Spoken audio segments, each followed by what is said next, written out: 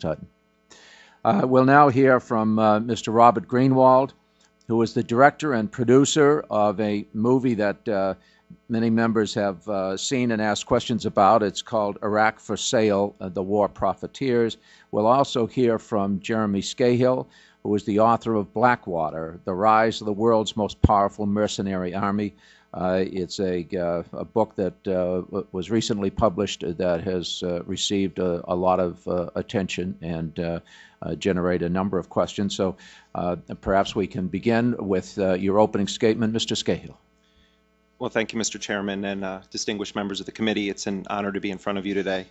I have submitted my full remarks to the record and request that they be entered in officially to that record. My name is Jeremy Scahill. I'm an investigative reporter for The Nation magazine. I'm the author of the book, Blackwater, The Rise of the World's Most Powerful Mercenary Army. I've spent the better part of the past 2.5 years researching privatized warfare.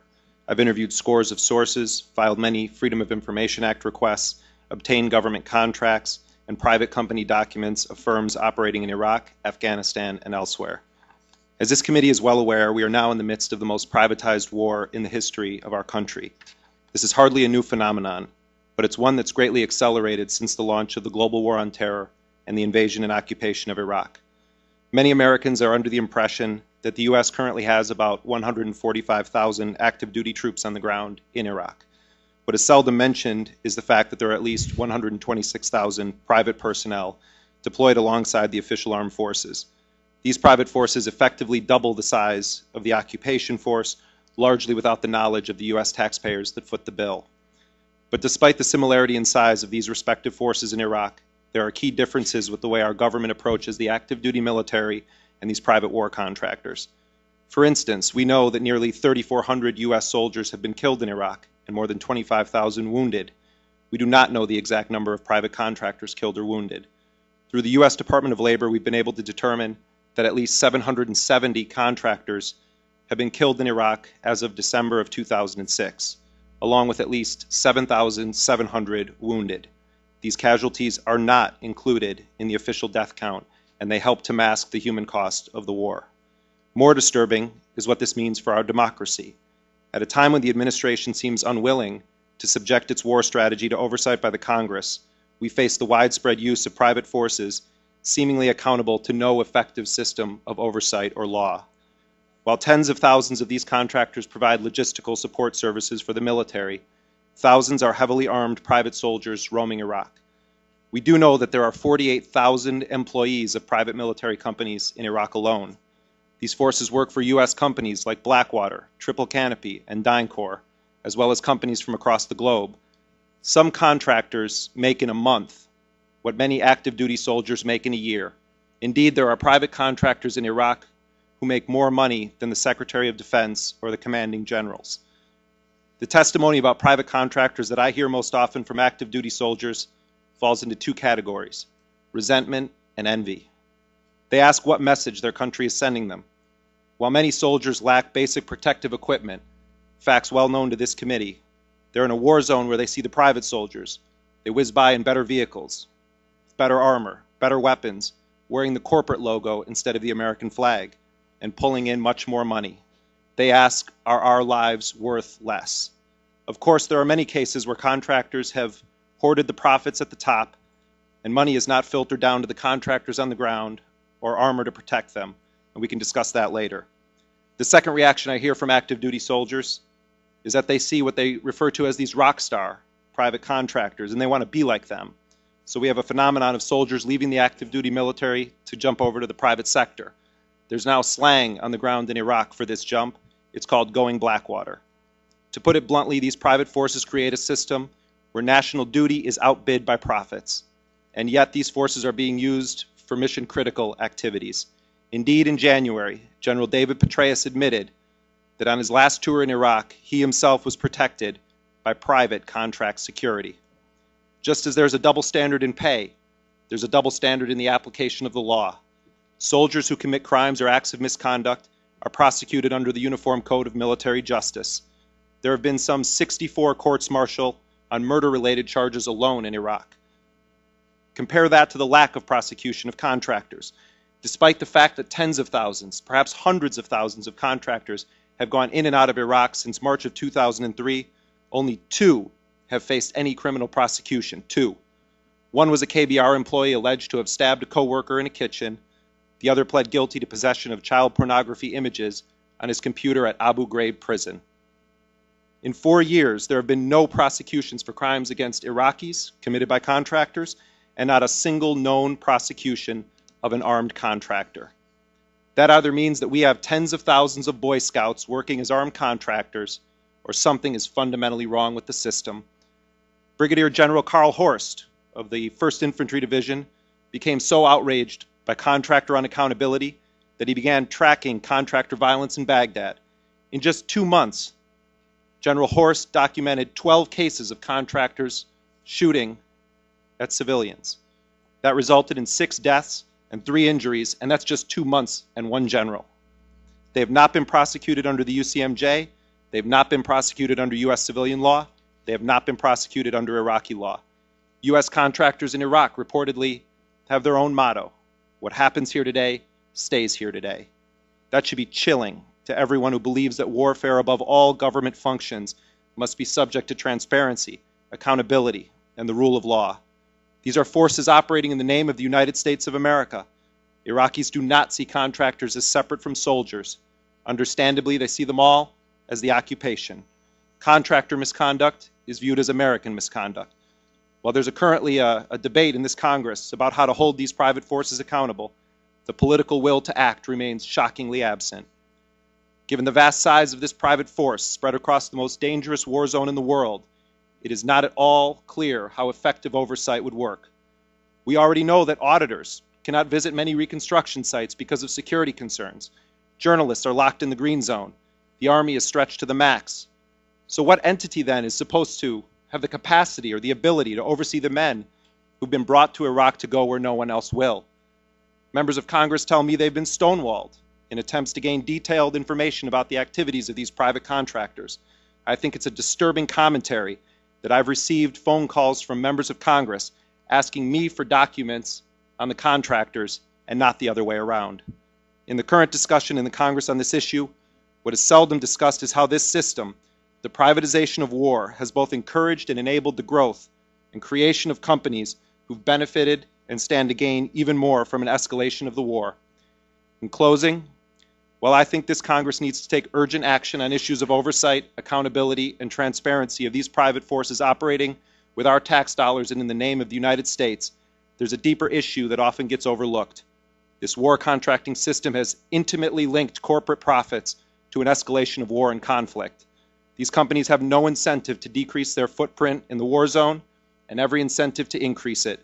As the country debates current and future Iraq policy, Congress owes it to the American people to take down the curtain of secrecy surrounding these shadow forces that often act in the name and on the payroll of the people of this country. I thank you for your time, and I'm prepared to answer any of your questions. Thank you, Mr. Scahill. I think we'll hear from Mr. Greenwald as well before we get into questions. Mr. Greenwald. Thank you for having me come and testify today. Thank you. Thank you again. I appreciate this opportunity to share with you what I've learned in the course of making the documentary film, Iraq for Sale. Along with my colleagues at Brave New Films, we spent a year. We talked to hundreds of soldiers, truck drivers, and families who were affected by the presence of military contractors in Iraq. They were Republicans, they were Democrats, they were Libertarians, they were Greens, they were Americans. And over the course of the year, they shared with us harrowing experiences of how personally military privatization and war profiteering were affected their lives. In some cases, lives were taken because of this policy. And it's their personal stories that have compelled me to talk today. Now, I'm not a lawyer. I'm not a financial specialist or a government expert. You've heard some incredible testimony today. But I can tell you from my firsthand experience, having spent a year doing this, that something is seriously wrong with this policy. Our taxpayer dollars are being spent, they're being abused, they're being misused, and they're being wasted on privatization and profiteering. It's a tragedy, and it is costing the lives of Americans and Iraqis. We must make no mistake about that. Now, just for a minute, imagine yourself sitting next to someone who's doing exactly the same job you're doing, only they're getting paid 3 times as much as you are. That's what's happening with our troops throughout this conflict, with private contractors working right next to them. At times, they have to teach those contractors how to do the job, and then the contractors are replacing the functions that they've been doing. Specialist, U.S. Army Specialist David Mann was a radio repair technician. He had to teach the KBR forces who'd come over how to do the job he was doing, and then they completely replaced his unit, and he wound up doing guard duty. Now, I had some clips to play today. Unfortunately, the decision was made not to play them, so I'm going to do a less effective version of what the clips would do, because I'm a director, not an actor. So imagine for a minute these screens filled with these wonderful moments from the clips that we won't be playing. Stuart Scott was a former Halliburton employee who went to Iraq because he wanted to help the troops. With pain and rage in his voice, he said to us, "How dare Halliburton put up its employees at 5-star hotels in Kuwait, while the soldiers who were there to help and who he wanted to help were sleeping on the ground." I literally did not believe him at first, but then he named the hotels, he told us the locations, it was all true. And again, our tax dollars were paying so the Halliburton executives could stay at these 5-star hotels. We have photos and visuals of that. Shane Ratliff, a truck driver from Ruby, South Carolina, who wanted to do the right thing, he wanted to provide for his family. Shane told us stories of empty trucks driving up and back across Iraq because Halliburton was paid by the number of trips.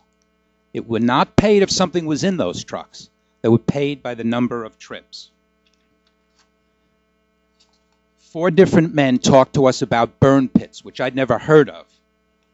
Burn pits were these large places where they burned equipment 24 hours a day, 7 days a week. If a tire blew on a piece of equipment, they'd throw the whole thing into the burn pits. They called them Home Depot. Trucker said to me, "You know, I'll get you some photos, Robert." And I said, "Well, how big are they, the size of a backyard?" He laughed and laughed. The one he talked about was 15 football fields large in southern Iraq, around the clock, and he was infuriated that they were burning material instead of giving it to the troops or giving it to the Iraqi people. Each time the government was billed for something that was burned.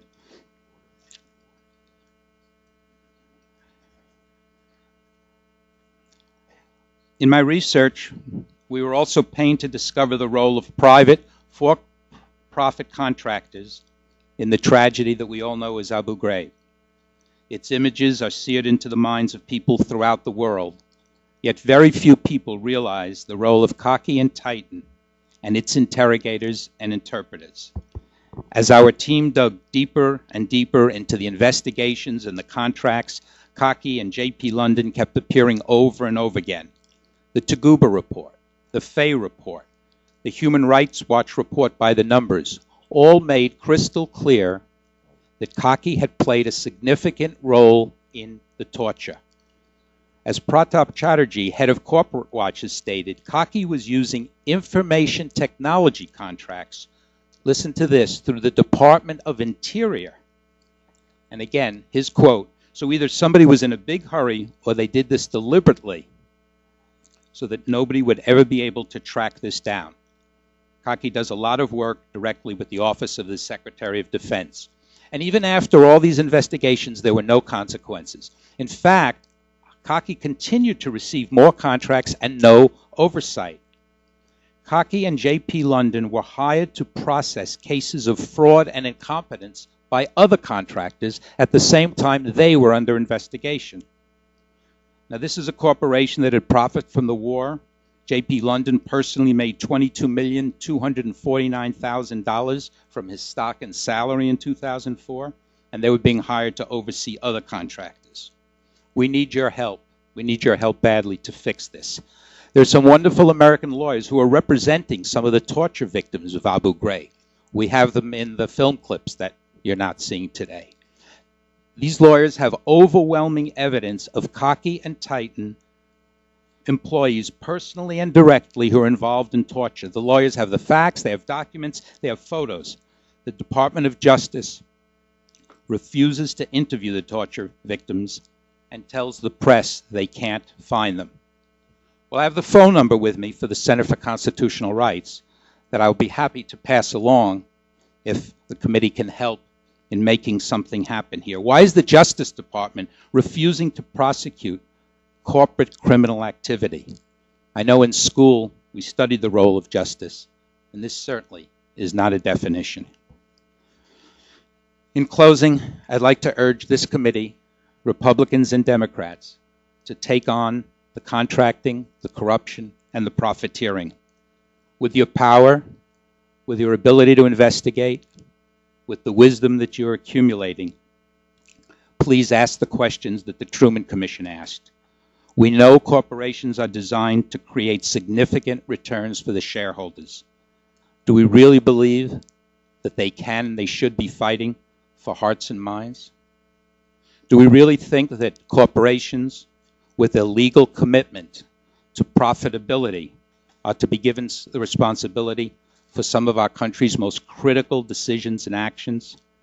And do we want corporations representing us in the battles around the world? Thank you for your consideration. Mr. Greenwald and Mr. Scahill, I appreciate you coming before the committee and providing this testimony. These are difficult questions, and it always takes a certain amount of initiative and even courage to ask questions that others aren't asking and to uncover potential wrongs. Whether we always agree with what is written or put to film, the subject matter of investigative journalists inevitably opens up a debate that we need to constantly be having within our democratic government. So I thank you for your testimony. I will forego an opening statement and even questions at this point because we need to conclude this hearing at 2:30. The next panel will not be able to testify. Mr. John Hamre is here and Mr. John Atherton are here, but they've just changed the order on the floor. I informed my colleagues we're going to take up the first of the Iraq supplemental bills, this one being to cut off all funding, further funding for Iraq. And since that's an appropriations bill, we won't be able to have the hearing when that comes up. So as soon as this intelligence rule debate is concluded, they will go to that, which means we have to conclude this hearing at that time, which will be about 2:30. What we're going to do is that Mr. Murtha wants to have this third panel, and so we will reschedule that, and that will be the only subject of that particular hearing. And Mr. Murtha has said he would like to share that himself, and you will, Mr. Hamre and Mr. Atherton and the audience will get notice of that. So thank you, John, and thank you, John. Let's see, Mr. Atherton. He's here. We really appreciate the time. And let me go to Mr. Kingston at this point for questions and even any opening statement you might have, John. Well, I thank the chairman, and if I could just combine my questions with the opening statement, that'll work. And I have to say to Mr. Greenwald, of course, I'm on this side of the panel, so I may have a little different leanings on things. Mr. Scahill says in his testimony he's not a Democrat or Republican. I'm assuming that you lean a little bit more on the Democrat side only by looking at your bio. You have a film called Iraq for Sale, The War Profiteers, Walmart, The High Cost of Low Price, Outfoxed, Rupert Murdoch's War on Journalism, Unprecedented, the 2000 election, Uncovered, the War on Iraq, Unconstitutional, Tom DeLay's Stolen Congress, the Sierra Club Chronicles and Steal This Movie. Incidentally, I have read Steal This Book and enjoyed it when it came out, I guess, early 1970s. I hope you paid for it and didn't steal it. You know, I borrowed this book. Okay, good. And then I don't know if any of my friends have read that book, Yeah, but they'll come get you for that. Abby Hoffman was, certainly in so many ways the poster child of the '60s. But and then you've been honored by the ACLU, which isn't always known as taking on traditional causes. They take on a lot of causes, but it's not exactly a balanced resume, and I respect that. I think one thing great about Congress is 435 of us come here to grind our ideological axis. But one of the things you point out is that the producers are the contractors are making a lot of money. Now, I have the honor of representing 4 military installations and spend a lot of time there. I was there last Friday. I've probably been on Fort Stewart maybe once or twice a month this year because we've got soldiers on their 3rd deployment. Remarkably, these folks really aren't motivated by money. Now, I believe, and most of us on a bipartisan basis believe, that the gap between civilian and military pay at 12% is too much.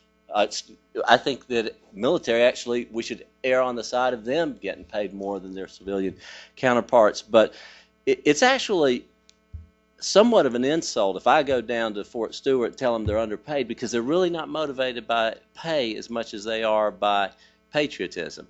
Now, similarly, I know producers make a lot of money. Do you know what kind of money you've made on any of these movies, like For Sale, The War on Iraq, Profiteering? Can you share that? I'd be happy to. I volunteer to do these movies because I feel so strongly about the issue, so I take not one penny, and I'm fortunate to be able to do that. Who makes the money on there, though? Somebody's got to be getting some money. I've always been told you got to follow the dollar. That's why I'm asking that question. And I know that with the very productive resume you have, somebody's been getting paid somewhere. The corporations that have been doing this work are the ones that are getting paid. So you work for a corporation that would pay, a dastardly capitalistic corporation that would be paying you? No, actually, again. Or they would be getting profit? No, let me be very clear. These films are not about maximizing dollars. So I go out and I spend 3/4 of my time trying to fundraise. Iraq for Sale, 3,220 people, patriotic Americans, gave $25 and $50 each because they wanted the story of war profiteering told. They wanted to get that out. Similarly, with Walmart, we raised money from all kinds of sources. People, and by the way, but Republicans and Democrats if and I independents. Reclaim the time here, but are you saying, and I want to make sure, that profit is evil? No. But I mean, you accept that, for example, how much would you charge if and you're obviously a bright guy, if I said to you, bring me a gallon of gas in Baghdad, what would be the market value? $4 a gallon, $15 a gallon? What is it? I think the issue for me is not that I'm against profit. It's that while our troops are in danger and lives are being taken, that large corporations are making millions and millions of dollars. And to me, that's a question that you all, I hope, will ask and think about. Do we want the profit motive built into war? I'm not talking about the profit motive built into gas. Do you think that should be an element in the war situation, that this kind of money is being made? Well, let me ask you, Mr. Scahill, something. I was reading your blog, and you have said yesterday the Democrat leadership is once again gearing up for a great sellout in the Iraq War. And then you said even if Bush were to sign the legislation the Democrats have passed, this allows the president the leeway to escalate the use of military security contractors. Now, you're neither a Democrat nor a Republican. Are you saying that the Democrat Party may have let some people down? Or what are you saying about my good friends on the other side of the aisle here? Well, Senator Harry Reid said that the war is lost, and then the Democrats passed a funding bill that effectively would give the president even more money to continue fighting that war.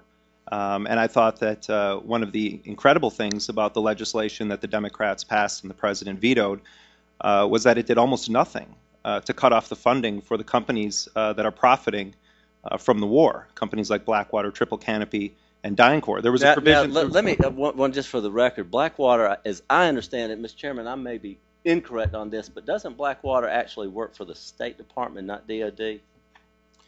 I don't. I could answer that question. I believe that is the case, and the reason why I say that is because, to the credit of the Democrat chairman of this, they brought you in here, but there's another committee that controls State Department funding in which Blackwater would be getting money, as I understand. Well, I've spoken with the State Department on this issue because I was trying to clarify. Blackwater has been contracted for $750 million in diplomatic security services since June of 2004, a few months after 4 of its men were ambushed and killed in Fallujah.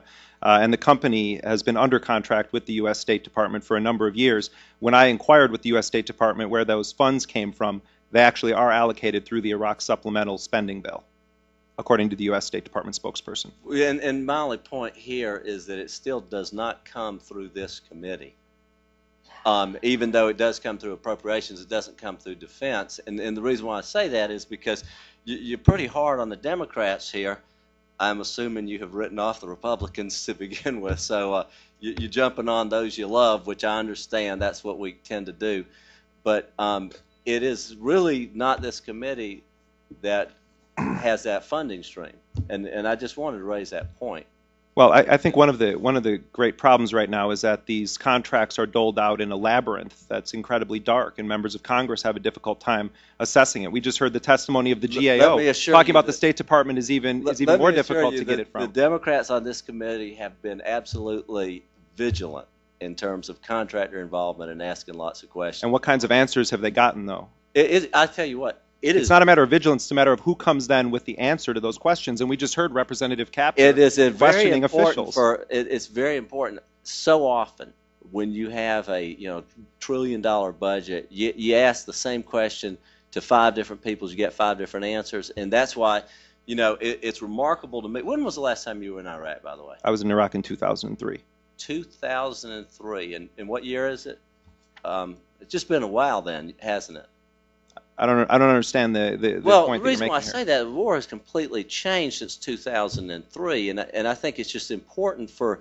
It's gotten much worse since 2003. Well, but you have a tendency to speak with such clarity and authority, but you haven't been there for 3 years, and we know as members of this committee how we have to ask questions over and over again to get the answers, and yet it appears that you've asked some questions 1 or 2 times, and for sure you got the answer. I mean, I'd love both of you guys who are bright and intelligent, good-hearted folks to come down and talk to some of the soldiers that I talked to, because you can't just talk to one soldier. And I would be foolish if I came back from talking to soldiers at the 3rd Infantry and say, this is the way it is, because, I got to listen to folks from Ohio have a different perspective, and California and Washington and Oregon, and it is an actual. Well, let me say in response to that. I've just been traveling around the country for the past month. I've spent a lot of time with soldiers who recently have returned from Iraq. I'm not sure if you're aware of the advertisement that General Eaton and General Batiste are engaging in right now, where they're saying that President Bush does not, in fact, listen to his commanders.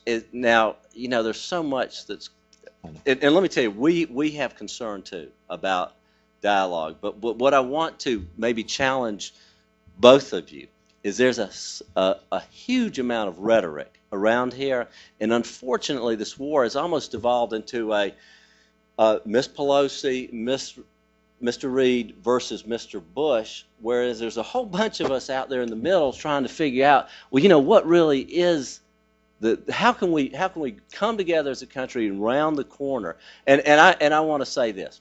My Democrat friends know I can be rhetorical, and yet we do want to have room for rhetoric in this great freedom of speech country, but at the same time, we also want to move into the okay, let's talk stage. And I think that what I would like to see as a conservative from folks like you is have your say so. Have you turn it back. Raise Cain, because I like to raise Cain. But after that, we should come together and say, because you know what? neither party has the franchise on right and wrong on this thing. I mean, there are reasons to have contractors, and there's plenty of reasons not to have them, and there's always a reason for more oversight. But I would like to take you up on your offer to go talk to the troops. I'd be happy to go with you, and I'd be happy to have you meet some of the hundreds that we talk to. And I'm not here today to talk about a solution to the war. I'm here today talking about profiteering. And I would love to go with you and have that conversation with a large number of troops. And I think what you hear will be shocking. And I hope, as a true conservative, you will then join us in realizing the extent of the problem. I'm with you, and I will. Let's meet and figure out a day at a time. We'll have a good time. Thank you, Mr. Kingston. I appreciate the diligence. You bet. I was lenient because you're the only one on this side of the aisle, but we are running out of time. And Mr. Dix. Well, I want to congratulate both of you on the research that you've done and the work you've done on this. We have been very concerned about this. We've had a hard time getting answers from this administration on these issues. Ms. Capter and I went to Iraq just a few months ago, and we asked for a meeting with the Corps of Engineers, and it was still very difficult to get straightforward, candid answers about these contracts. And I want to yield to Ms. Capter, who's made this is a major issue of hers, so that she can ask questions. But I want just both of you to know that we will follow up on this, and we'll try to do our best to get an answer to these questions. And we appreciate what you've done.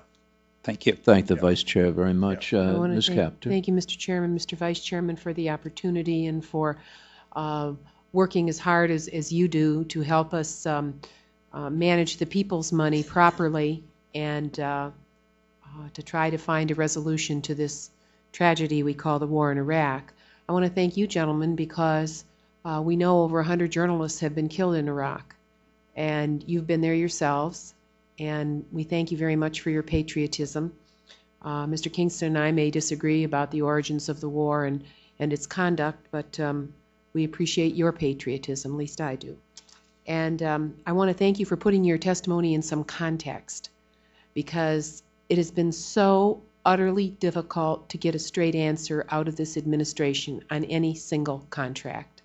I cannot even tell you, after asking for months now, who signed the contract with Aegis and which, in our government, who in our government actually signed the contract. I've been told, oh, it was the Coalition Provisional Authority, it was an interim person who isn't there anymore. Other people say, no, it was Central Command. You may know more than I do, actually, based on the work that you've done. So it has been utterly difficult to get a straight answer from this administration. The labyrinth, I love that word that you use, the labyrinth of contracting, Department of Interior, Department of State, Department of Homeland Security, Department of Defense, Department of State, AID. If the American people knew how much money was being spent, and I think they're gaining some understanding of that, it's almost as though there's a plan to obfuscate the total amount that actually is being spent and who is doing this contracting. I can tell you for several years now, since the war was first declared, I've tried to get passed in the committee we are sitting in an amendment to our appropriation bills to create a Truman Commission so that we can get our arms around what is happening in the executive branch. It has been summarily defeated every single time. Now we have a new Congress, and I'm hoping that we will be able to get the kind of oversight that our Constitution demands of us on these hundreds and hundreds of billions of dollars. We are about to pass a supplemental here today, another tens of billions of dollars, nearly $95 billion in two tranches.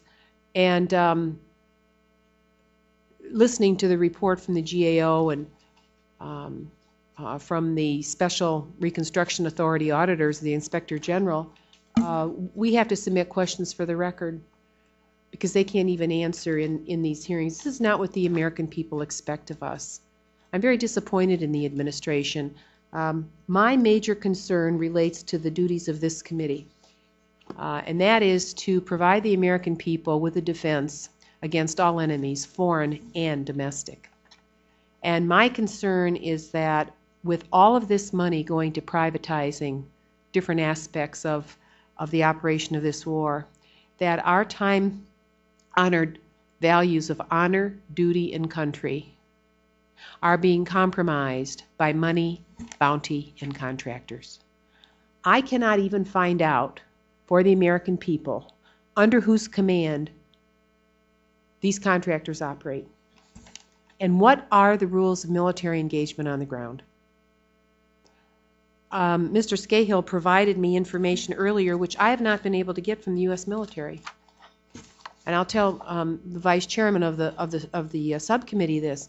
I first became conscious of this contractor issue when I was in my office here in Rayburn watching what was happening in Fallujah.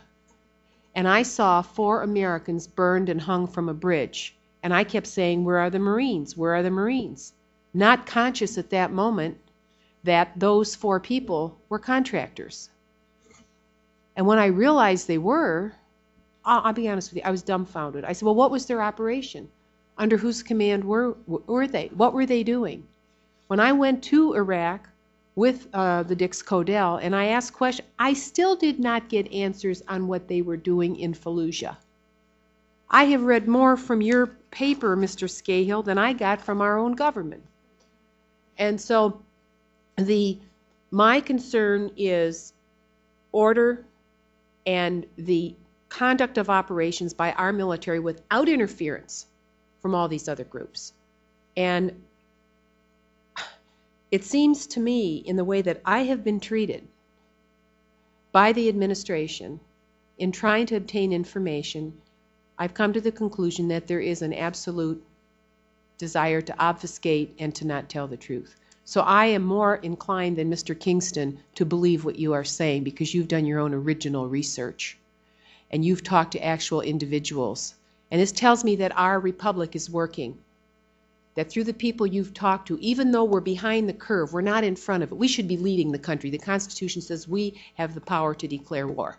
And we have the power to appropriate, so we should be in the lead. We're not. We're in the wake.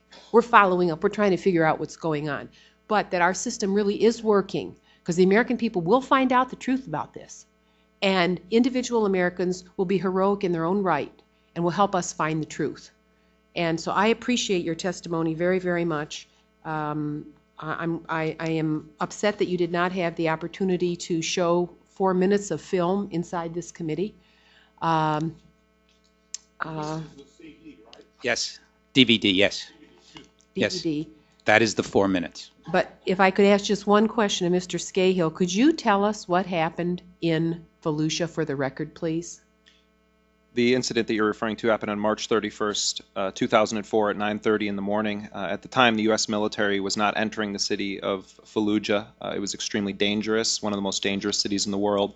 At 9:30, a convoy led by Blackwater USA security operatives led 3 flatbed trucks into the city. At the beginning of the convoy, it was a Pyro Jeep with a reinforced bumper, followed by 3 empty flatbed trucks being driven by Iraqi drivers. Taking up the rear was another Pyro Jeep with a reinforced bumper. They entered the city. The rear vehicle was ambushed. The lead vehicle turned around either to try to help them or to get off the X to get away from the scene, but they were overtaken by the gunmen. They were killed. A mob descended on them. They burned their bodies, dragged them through the streets, strung them from a bridge over the Euphrates River, where they would dangle for many hours. Iraqis danced in the street. One Iraqi had a sign with a skull and crossbones that said in English, "Fallujah is the graveyard of the Americans." And those 4 men were sent in there by Blackwater USA on a contract with another company called ESS on February 7th, which advertises itself as the world's largest catering services company. On February 7th, the Oversight Committee had a hearing during which investigators and Army officials determined that ultimately it was a subcontract with KBR, the largest contractor in Iraq. And my understanding is that KBR has been asked to return $20 million to the federal government for the use of what could be characterized as unauthorized security services. Because under LOGCAP, KBR is required to only use the official U.S. military for security, and it turns out that Blackwater operatives were in fact guarding this convoy. Following that incident, the families of those 4 men filed a wrongful death lawsuit against Blackwater, charging that the company had sent those men into an extremely dangerous area without armored vehicles, short 2 men on the mission. There should have been 3 people in each vehicle, according to the contract that was governing that mission, and without heavy weaponry. Blackwater responded to that lawsuit by fighting back with a very unique legal argument. Fred Fielding was the original lawyer for Blackwater, Ken Starr more recently. The argument that Blackwater has put forward is that they shouldn't be able to be sued in a civilian court, that they should be entitled to the same immunity from civilian litigation enjoyed by the U.S. military. And what they say is that their forces were recognized by Secretary Rumsfeld as part of the U.S. total force, and therefore should be treated as the military in the civilian litigation. At the same time, Blackwater's lobbyists from the Alexander Strategy Group, Tom DeLay Connected Firm, were speaking openly against having Blackwater operatives placed under the Uniform Code of Military Justice, the court-martial system. So when it's convenient, Blackwater says it's part of the U.S. total force. When it's convenient, Blackwater says it's civilian. And they've also filed a counterclaim against those the estates of those 4 men, seeking $10 million. Let me just quickly add to that. Again, I think the context is important. 2 of the mothers who we've talked to about the lawsuit are absolutely convinced that what Blackwater did as a corporation, it cut corners to save money, to make more money, and that's why their sons are dead. I thank you very much for that. Mr. Chairman, that gets to my very point about the rules of military engagement. When you have this many contractors in theater, what are the rules? Who's skating across this line when you come outside of the regular military? It is a very, very important question. Our chairman, Mr. Murtha, has commented several times in open public hearings how when he goes over there, he runs into all these contractors and is shocked himself at how many there are. And so I think that somehow as we proceed with legislation later this year, we need to match what the executive branch is doing with an investigative authority here that goes beyond Seeger, that goes to the level of a Truman Commission and gets into what has been going on across this government in the conduct of this war and protects the integrity of our own military. Thank you very much. Thank you, Ms. Capter. The lady raises a very important point.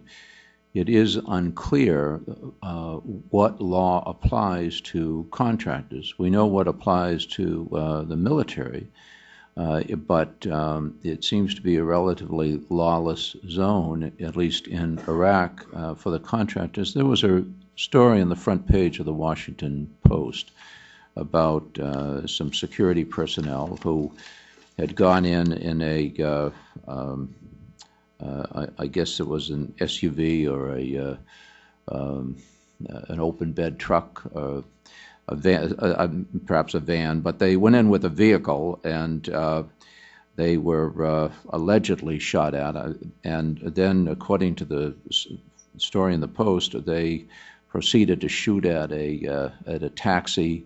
Apparently, there was somebody was killed or wounded, and it was difficult to determine how people can be held accountable for actions if they are not part of the military. Are you familiar with that story that was in the Post? Yes, that was written by Steve Fainaru, who's one of the top foreign correspondents for the Washington Post, and it was about a company called Triple Canopy. Yeah.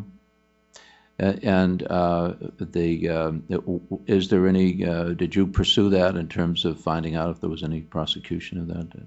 Well, to my knowledge, there's never been a prosecution of any armed contractor in Iraq, which stands in stark comparison to the number of active duty forces that have been court-martialed. I think one of the severe crises of this situation is not that there aren't laws on the books. Senator Lindsey Graham, for instance, last year added language to the defense authorization that sought to place contractors under the UCMJ. Now, that hasn't been tested. It'll probably be constitutionally challenged from both the right and the left. There is the Military Extraterritorial Jurisdiction Act. Congressman Price and others are trying to expand it. But the fact is that if you don't have the political will to crack down on unaccountable private forces, if you don't have a Justice Department that's willing to prosecute these cases, if you don't have the personnel on the ground, then I seriously question the use of private forces in a war zone, particularly when their misconduct can have blowback on U.S. forces. We don't know what they're doing to Iraqis around the country. I just got an email this morning from a translator who's attached to a special forces unit. one of the things he said to me is the entire military hated them, referring to the private contractors. He said that we would go into a village and assure the locals that the Americans are there to help. We build trust. We show them we're serious about helping them build a better life, and everything's hunky-dory. Then a column of PSD mercenaries escorting a politician would go through and shoot at anyone in their way. The locals don't know the difference between them and the military because they see everyone as an American, and we lose all the trust we'd so painstakingly built up over the months. That's a translator for a Special Forces unit who emailed me at 2 o'clock this morning, talking about his view of the contractors. Thank you, Mr. Scahill. We get similar messages. I know Ms. Kaptur has shared some of them with me. Let me just ask Mr. Greenwald, when you found these employees of KBR, for example, who described how they would let brand new trucks be blown up because the company didn't want to put an air filter in it, or oil filter, excuse me, or they would get a flat tire, and they'd be instructed by the parent company, KBR, to blow up the truck because they were compensated for the number of trucks purchased. And you've described this pit that was many football fields long and wide, where they would put new equipment, blow it up or burn it because the incentive was in purchasing more equipment. Did they say that they had ever reported this to anyone, to superiors? Did they make any effort to assuage their conscience, if you will, and what might have happened? Well, by the way, that was just one burn pit. We couldn't find out how many there were around Iraq. Yes, several of the men that we spoke to who had seen the burn pits and had participated in it had made efforts to talk to their superiors, and they had absolutely no success. It was one of the reasons, frankly, they spoke to us, is they felt a moral duty, they felt an obligation, and they felt a patriotic duty to do something that they knew was hurting our war effort and was hurting the Americans. But they had no success. Nobody who they spoke to then took it and did something about it. And their point of view, their belief was this was a direct function of a cost-plus contract, because the higher you went, the more the Halliburton KBR executives were aware, we make more money each time we order another truck.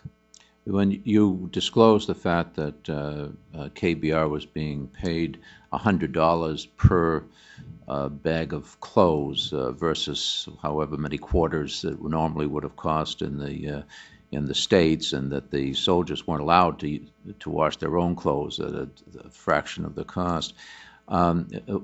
Did you inquire as to who set that contract, why it was so profitable to the firm? Did you pursue that in any way?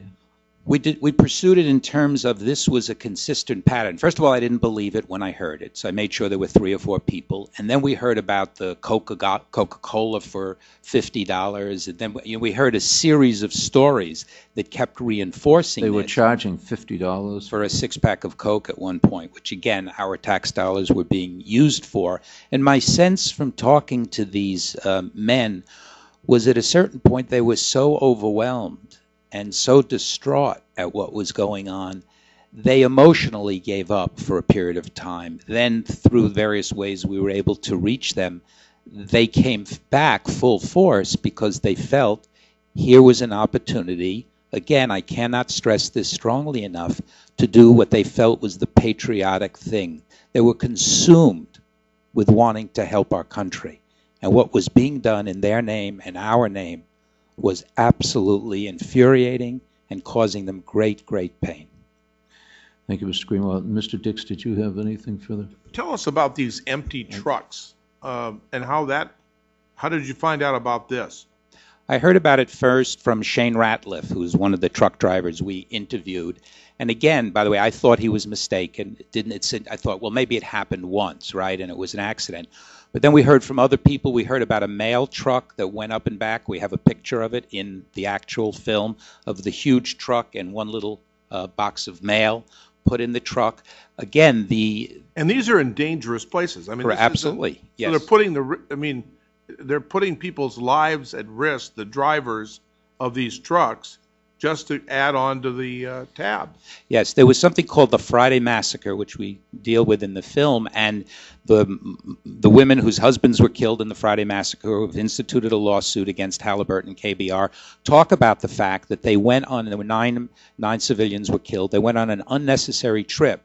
The same time they were bringing fuel in one direction across a road they never should have been on, there was another truck bringing fuel in exactly the other direction, which according to the women and their lawyer was absolute proof that this was an unnecessary adventure. Now, you could, once or twice, you could say it was a mistake, it's a complicated system, but we heard the story too many times to believe it was just an accident. Mr. Kingston? And I just would, and there's been no prosecution of anybody. Let me. I think that you cleared that. You stated that pretty clearly. Let's get back to the other point that I think is extremely important here. Abu Ghraib and the use of contractors in these prisons. What can you tell us about that? Well, I can tell you that we interviewed an interrogator who worked at Abu Ghraib, who worked for Kaki, and he was there as a private interrogator. We can tell you that we talked to soldiers who were at Abu Ghraib who talked about taking orders from private interrogators. We can tell you there were private translators. These weren't CIA. These were separate from CIA. Correct. Or other intelligence people. Yes, these were correct. Sometimes these people look like contractors. I mean, they're not wearing a uniform, et cetera. Yeah. Well, we were, again, the soldiers who we talked to were very clear that these were not CIA. They differentiated them, that they were Kaki and Titan. We have, as I mentioned, someone who'd been tortured, referring to Kaki, and the Center for Constitutional Rights has found a number of torture victims who they want to bring forward. It's part of their lawsuit, and maybe this committee can help, but the Justice Department will do nothing about it, where they have proof positive. And soldiers have been rightfully imprisoned, and steps have been taken because of what they did at Abu Ghraib, but absolutely nothing has been done about any of the private contractors. And you're saying that from your perspective, that these contractors were involved in interrogating prisoners? From what we have been told over and over again that they were. Thank you, Mr. Chairman. Thank you, Mr. Dix. Mr. Kingston, did you have anything in the second round? Yes. I want to ask Mr. Scahill something. You have described Eric Prince. I'm going to quote you directly. The man behind this empire is Eric Prince, a secretive, conservative Christian, ex-Navy SEAL, multimillionaire who bankrolls the president and his allies with major campaign contributions. Now, I guess, is it your premise that because Blackwater has contributed heavily to the president, that maybe A, that's how they got the job, B, that's how they can charge what they're charging, C, that's why there's no oversight, or D, all of the above? Well, no. I mean, I think, first of all, Blackwater is a company that has very deep connections in U.S. Intelligence, in the military. It does indeed have political connections to the White House. I do think it also has, it's viewed, I think, in some official circles as being a very forward-thinking company that provides very innovative services. I think it's a combination of the political connections of the company and the kinds of services that it provides. Mr. Prince likes to refer to Blackwater as the Federal Express of the national security apparatus.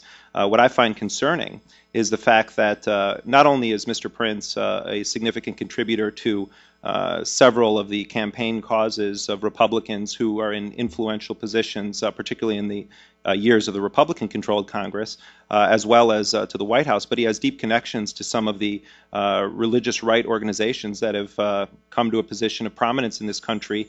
I think this is a company that embodies a lot of what President Eisenhower warned against in his farewell address in 1961. Okay. Let me ask you now, being a conservative Christian, there's a problem with that? No, there's no problem with being a conservative Christian. The problem. You said, I mean, you're saying he gives money to the Republican causes, and then you say to the religious right, and I'm having trouble connecting that. Well, let's unpack that a little bit. I have an issue. I want to give you an opportunity to, when you say a guy's secretive, which is, derogatory, multimillionaire bankroll to the president is derogatory, and then you put secret that he's a conservative Christian. I want to just give you an opportunity to explain yourself. I have a concern when someone is running a company that's being tasked with mission critical activities in a Muslim country, who's a board member of an organization that believes that the Bible is the only infallible word of God.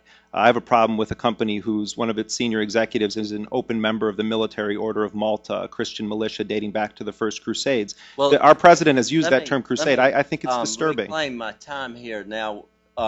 So you wouldn't want a Christian running it. Would you want somebody who's Jewish? Because as you know, probably if Iraq. It's not about the individual religion, Mr. Kingston. It's not about the religion. It's about the politics. It's about the politics of his. Reclaiming the time. I didn't bring religion up. You brought it up. You put here that he's a conservative Christian, and then you just stated the reason why you have concern about it. And I can understand what you're saying, but I would also say if Iraq falls, it's quite likely Israel would be next in line, and so there'd be concern from our Jewish neighbors over there. That so I just was a little perplexed here. Let me move on though. You had talked about, and this is where you and I can come together, and I say that with sincerity because you said if Congress is serious about ending the corruption, it needs to. It needs to rein in the unaccountable companies and make it possible for them. I understand what you're saying here, that they are escalation of the war would actually help their bottom line. Yes, and I'm in agreement with you on that. What if you had legislation, and this company has a really good bully pulpit, which is puts you here today and puts folks from all sides of testimony here today, but if we could come together, and I want you to know you've got some real ardent folks here who are very concerned about contracting, and believe it or not, I am too, but I always have to be the loyal opposition as part of my job. But what would be some language that we could put on a defense bill that says more sunshine, more transparency, more scrutiny? Well, I mean, first of all, I don't think that the president should be allowed to deploy a force of 130,000 contractors who are seemingly unaccountable to any effective system of oversight or law. I think that's a subversion of the democratic process in this country. We have tens of thousands of people operating in the name of our country. We apparently have no oversight over them. So I don't agree with deploying unaccountable forces, particularly when they're acting in our name and using our tax dollars. I think, though, and Ms. Capper asked this question over and over again, and she's absolutely right. We never can get an answer, but how many contractors are there / how many contracts? And so it's not like the president just signed one contract, so to speak, if he was the one signing it.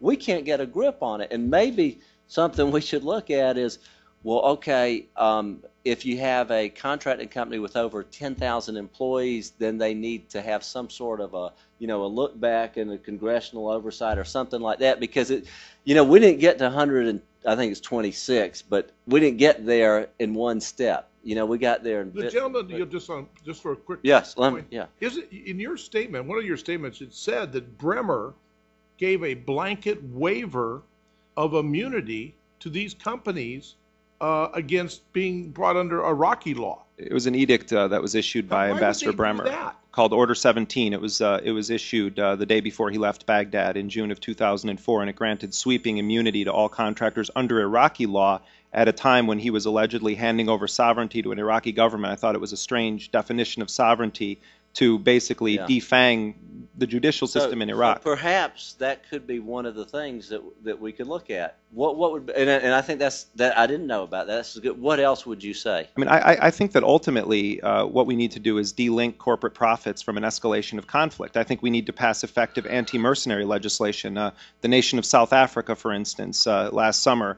passed anti-mercenary legislation that I think could be studied by the U.S. Congress. Of course, the African continent has been rampaged by mercenaries for so many decades, and I think that we could learn a lot from our South African brothers and sisters and what they did in their parliament last summer. I also think, though, that we need to get at the heart of a system that encourages the linking of war and profits. Let me ask you, Mr. Kingston, do you believe that it's right to have some of these private contractors being paid more than the Secretary of Defense? I actually, believe it or not, don't believe people in government should be in it for money because, believe it or not, most of us here are here for ideological reasons, from members of Congress to members of staff. But it's a way the state values who its could people. make more money. Now, we're actually, I think I'm not, is it still my time? I can't remember, Mr. Chairman. But I don't You're have on a roll, problem. Mr. You know, Kingston. We're Mr. gonna let you- Greenwald, I'm sure, does not live in an impoverished mansion in Hollywood. If he lives there, hangs out in those circles, and you know what? It takes rare talent to be a great actor, a great producer. And you know, as you know, most of them, by the way, of course, are Democrats. Arnold if Barbra Schwarzenegger, Streisand- Ronald Reagan, Fred if Thompson. Barbra Streisand is making millions of dollars and Steven Spielberg because of their talent, I'm okay with that. Ball players make more than the President of the United States, but starting with Babe Ruth. So that's so not what we're talking about. We're talking about profiting from a war. It's very, very different. Both Jeremy and I are talking about the same point. It has nothing to do with baseball or Hollywood. It really doesn't. It's a big difference. Feel comfortable with the private sector and capitalism. I understand that. I mean, you want there to be profit made on a war? There's a view on that. I'm going to ask Jeremy's questions. I yield back the balance. Okay. All right. I think at this point we've got 7 minutes to vote.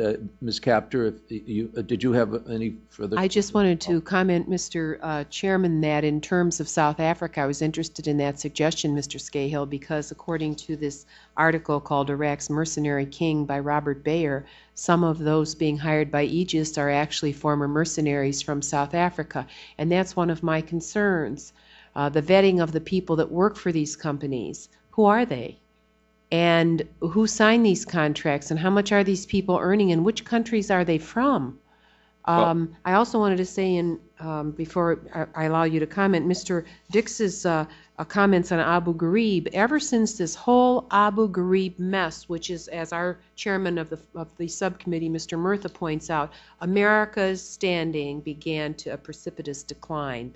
I've often thought it interesting that the only people that have been cited was it a brigadier general? It was a woman, brigadier general from DOD, Army, Mrs. Karpinski, and then there were 2 or 3 low-level privates or something, you know, that were dishonorably discharged and tried and all the rest. But I thought, but who was running the operation?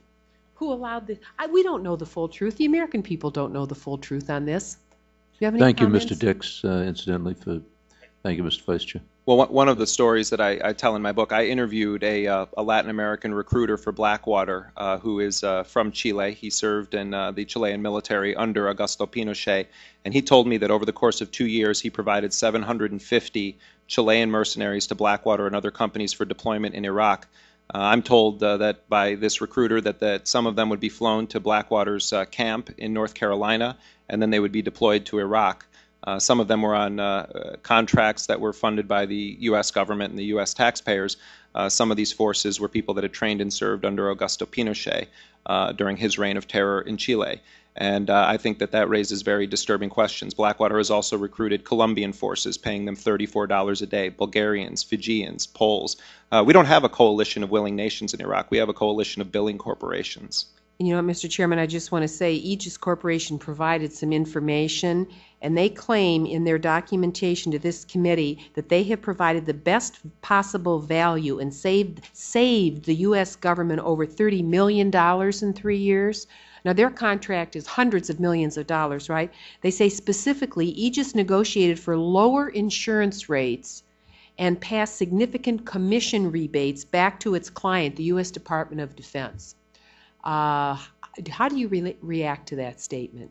Do you have a reaction to that statement? Well, one thing that Jeremy and I both have found in common is, and you know it better than we do, it's impossible to get hard, consistent data about how many people, what the costs are, and therefore it's almost impossible to really evaluate this because we can't get the information. He spent a year doing this amazing book and hasn't been able to get all of it, and I would hope in this case our conservative friends would join us in trying to find this out. It's no way to run a business, let alone a war. We'll I'll let tell that. you, Mr. Chairman, I was supposed to say, I want to know which foreign individuals are on the payroll of this government. I want to know which countries. I want to know how much they're paid. I want to know if they're paid more than our soldiers. I want to know who signed the contract, and I cannot get those answers. So we thank you for your enlightenment today, and I thank the chair for his indulgence. Thank you, Ms. Capter. We thank the witnesses. Thank you, Mr. Kingston. The hearing will be closed at this point. Thank you.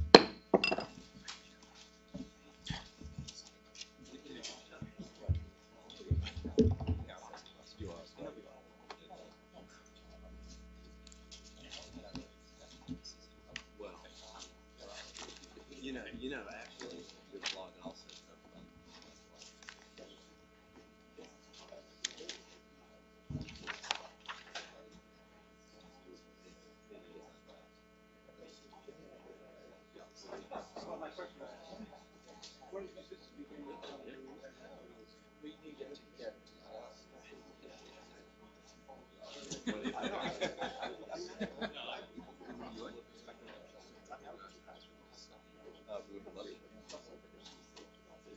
Yeah. I